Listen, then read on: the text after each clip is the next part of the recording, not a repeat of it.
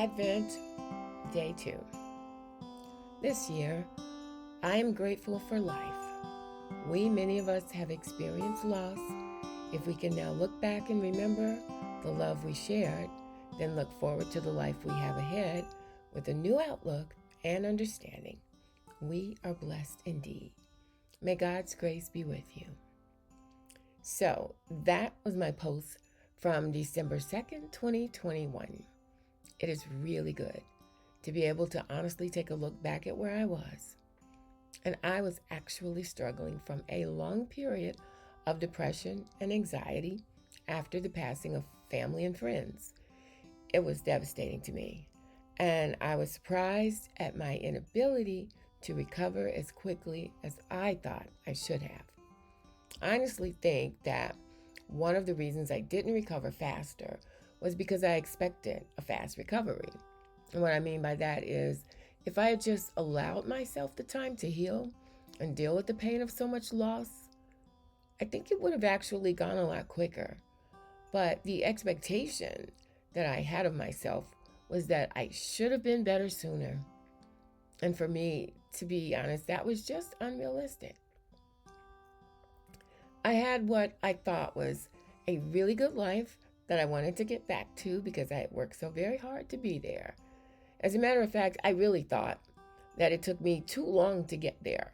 And I wanted to get back to business as my new and happy usual had become. It was, as I saw it, a well-deserved payoff of my investment in my life. But my life would never be the same.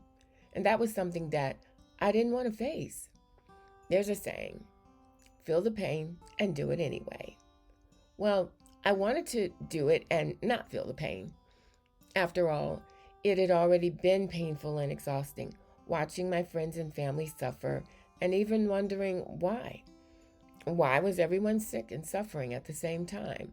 As they passed away one after another, I thought to myself, did I miss the memo? What is going on here?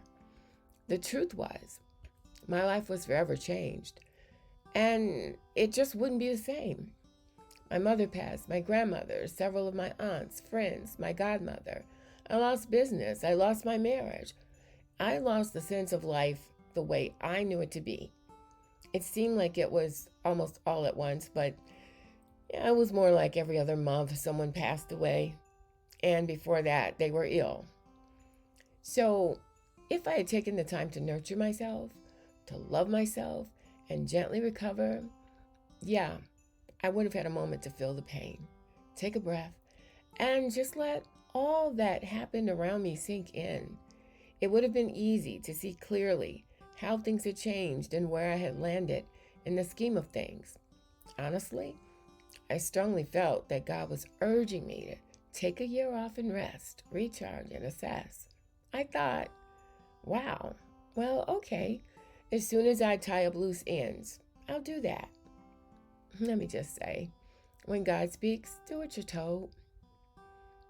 So the anchor of all that unresolved pain and bewilderment took me on a downward spiral of depression and anxiety, which I had never had before.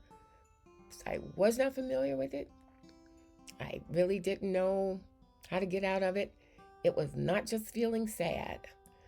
It felt like I had been in a war zone without the bombs. One by one, other things in my life began to fall apart.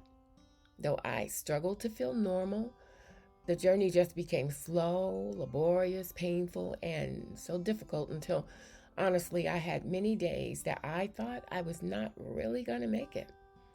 It was stunning to me that my normal resiliency failed me. But these were not normal circumstances, and they required something different. Another realization that I would discover was who my real friends were. And there weren't very many. And I'm sure that a lot of you have been here. Okay? But I no longer blame or hold my perception of their behavior against them. Somewhere along the way, I taught them how to treat me.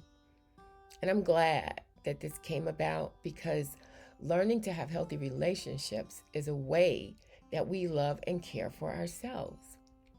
As I believe in the law of attraction, I apparently attracted to me this level of love that I have been giving myself and showing to others. And that is no longer for me. My sense of loss just lowered my frequency, and those around me responded in kind. I now had a new life, whether I wanted it or not, and I needed a new approach to this new life. For quite a while, I blamed God for everything because I was so focused on my pain until I wasn't focused on God's promises.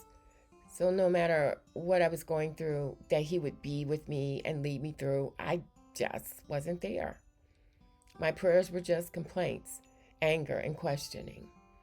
But I will pat myself on the back for just continuing to keep praying.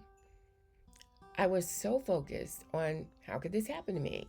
How could you let this happen to me? How could they do this to me? How could you let this happen to me? Why did this happen to me? What did I do wrong? How could I have invested in people all these years? And this is the result of my investment. This is my payoff. Where is my profit, sir? Where are my dividends after all these years? My complaining was quietly incessant, and my attitude was sarcastic and suspicious, to say the least. One day, I was reading Psalm 23, and I read the line that says, "He restores my soul."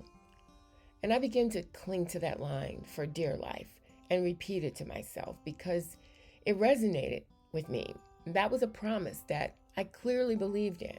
He restores my soul.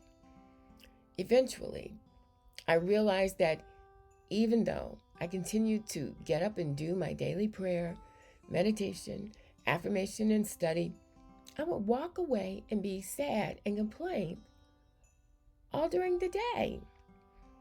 And I saw the world during the day in literal shades of blue.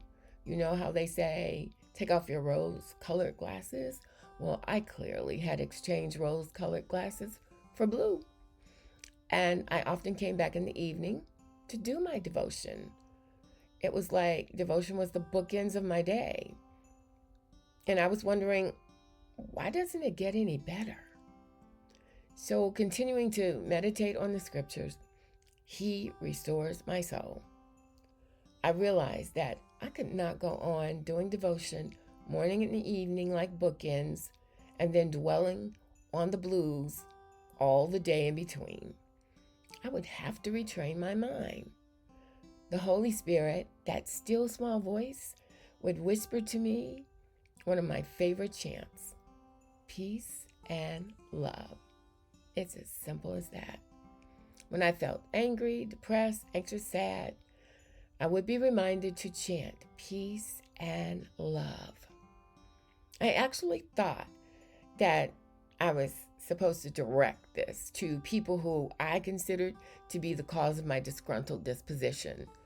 But soon I realized that it was really for me to minister to myself, peace and love. So now, instead of climbing the mountain of devotion and then going back down to live in the valley of despair, why don't I try hanging around the mountaintop for as long as possible?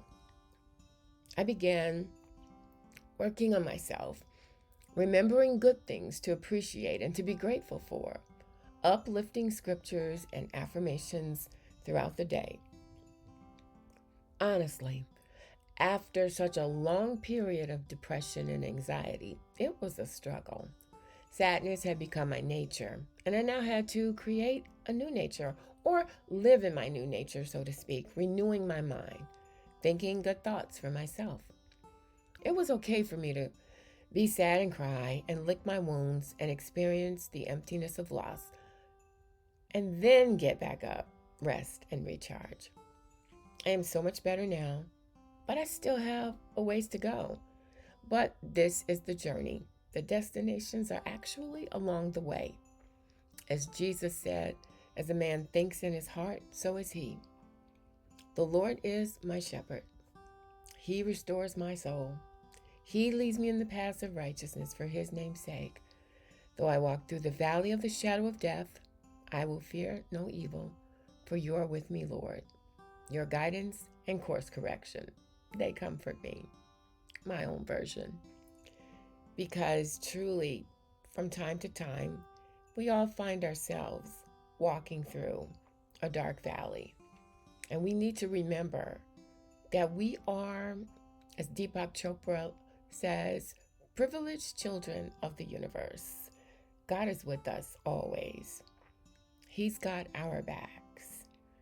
And it's up to us to remember that and acknowledge it and continue to move forward. Recently, I've been listening to my affirmations a couple of times a day. It retunes my mind throughout the day, back to gratitude, back to grace, back to the glory of God. So I will be leaving you a little musical affirmation that you can use throughout your day. And that is my gift to you.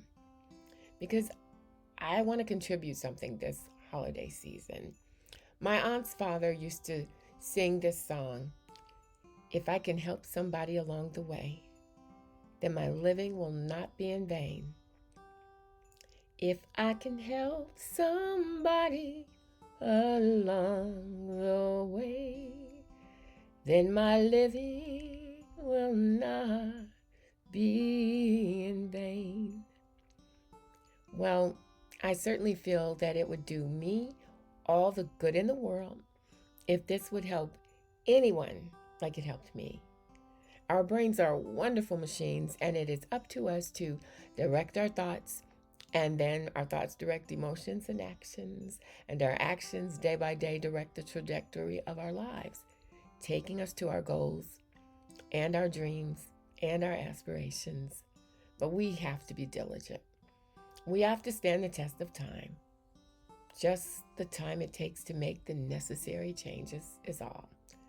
We have to love ourselves enough to commit to our betterment and to our good, not to our feelings or unresolved issues. So, happy holy days, everybody. May your holidays and Christmas time be filled with happiness and holiness. May you always be inspired and lifted to a frequency of love and grace and glory. God bless.